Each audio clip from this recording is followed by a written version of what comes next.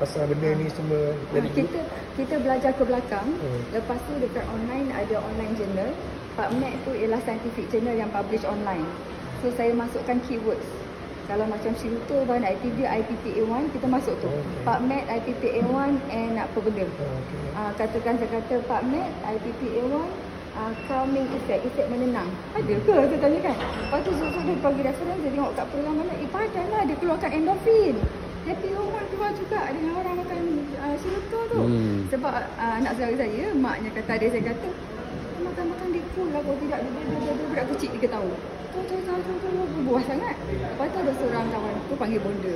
Dia baru terima cucu dengan jaga cucu bersalin semua kan. Dia kata selalunya bonda stres tau macam ni. Macam agitated. Tapi dia bonda rasa benda cool lah.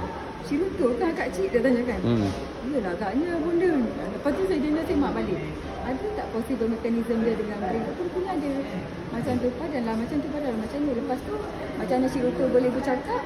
Kita tengok balik rupanya brain kita memang ada macrophage kat dalam tu yang dia buat pruning synapse punya sambungan tu. Dia kemaskan synapse supaya connection of the nerve tu cantik, flow dia cantik. Dia kata dalam budak yang autism tu macam tu, dia punya sambungan tu serabut tau. Serabut banyak.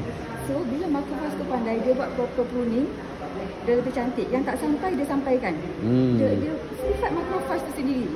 Sekarang ni bila macrophage tu mungkin lemah ke apa ke, kita bagi Shillito sampai kepada brain, dia pandai buat benda tu. Budak tu pandai bercakap. Lepas sebulan ke apa macam tu kan, boleh buat ayat, boleh bertanya. Macam tu, so kita boleh explain kenapa orang ni boleh improve. So benda tu menjadi logik. Benda tu semua menjadi logik. Kalau doktor dah nak tengok mekanisme lah, boleh explain, okey puas hati. Ataupun macam theoretically kenapa dia boleh, okey ada logik kat situ.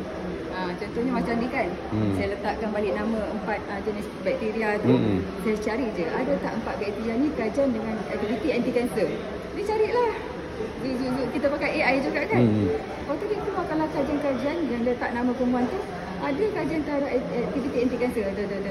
Maksudnya ada indication, maksudnya ada potensi.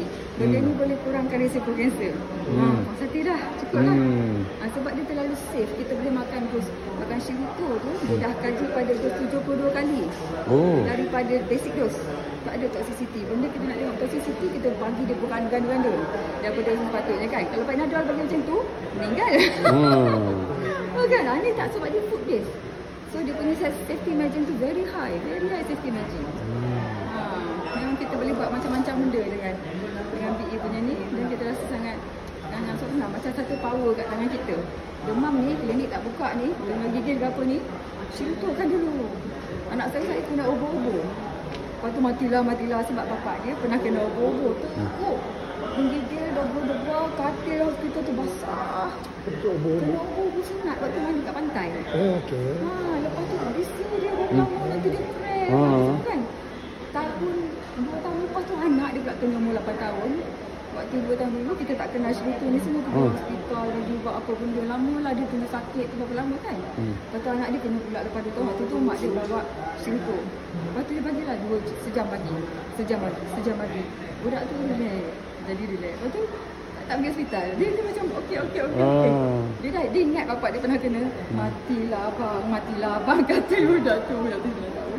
8 tahun kan. Dah okey dah? Dah okey sangat. Okey sangat. Shillito. Dia cabi. Lepas tu malam mesti berdengkur. Lepas tu dia pakaikan Alora punya t-shirt tu. Tak berdengkur dah malam. Lepas tu kita tengok testimoni tak berdengkur malam. Perempuan ke ni? Lelaki. Kita tengok testimoni tak berdengkur malam. Budak ada, dewasa pun ada. So sangat kita tadi become very empowered lah. Yang things that we can do for ourselves. Gandum kan? Asal usul ekstrak gandum. Sebenarnya tak ada gandum dalam tu. Dia adalah penapaian tau. Dia menapai satu proses penapaian khas. Proses tu patented. Lepas tu dia tapaikan di atas air gandum dengan satu bakteria khas. Dengan aktiviti bakteria kat situ, dia beranak, lepas tu dia keluarkan bahan. Bahan tu yang bernama IPPA1. Lepas bahan tu keluar, saintis tu find out macam mana nak tarik keluar extraction. So extraction process tu patented juga. So proses menapai tu saintis tu je yang tahu. Dah tapai keluar IPPA1, macam mana nak tarik keluar IPPA1, saintis tu juga yang tahu. So double proses patented kat situ. Tapi bila dia keluarkan IPPA1 tu, tanpa gandum. Gandum tu tempat tapak dia je. Macam kita tanam pokok, kita tanam dia, kita ambil buah dia tu. So kita tak ambil tanah tu. Macam tu. Okey betul.